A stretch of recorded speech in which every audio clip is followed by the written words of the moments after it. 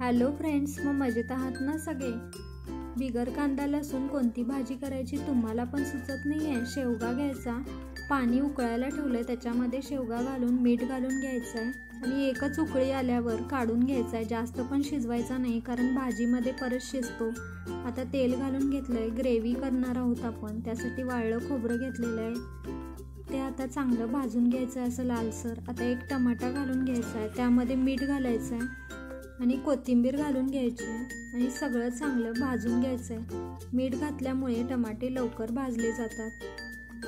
आता सगळं चांगलं भाजून घेतलेलं आहे. आता शेंगदाणे पण घालायचे आहेत, भाजकेच शेंगदाणे आहेत. सगळं चांगलं भाजून घ्यायचं आहे. आता हे गार झाल्यावर मिक्सरमधून पेस्ट करून घ्यायची आहे. त्याच कढईमध्ये आपण 2 चमचे तेल घातलंय, जिरे आणि मोहरी घालायचे आहेत, हिंग घालायचं आहे.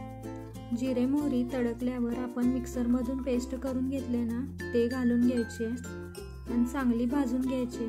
पहिला आपण भाजल्यामुळे जास्त भाजायची पण गरज लागत नाही. हळद घालायची 1/2 चमचा, तिखट घालायचं आहे 3 चमचे. तिखट तुम्ही तुमच्या आवडीनुसार कमी जास्त करू शकता. लगेचच तेल सुटलेलं आहे भाजीला. आता यावर गरम पाणी घालून घ्यायचं आहे. एकदमच घालायचं नाही, थोडं थोडं घालायचं, म्हणजे याला तेल पण सुटतं. आता सगळं पाणी घालून घेतलेलं आहे. मस्त याची ग्रेव्ही घट्ट तयार झालेली आहे, बघू शकता तुम्ही. आपण बिगर कांदा लसूण मस्त भाजी तयार केलेली आहे, कुणाला पटणार पण नाही. आता यात थोडा गूळ घालून घेतलेला आहे आणि उकळल्यावर शेवगा पण घालून घेतलेले आहे. शेवगा पण शिजलेलेच आहेत, त्यामुळे जास्त उकळायची पण गरज नाही. मस्त भाजी फक्त 5 मिनिटात तयार होते.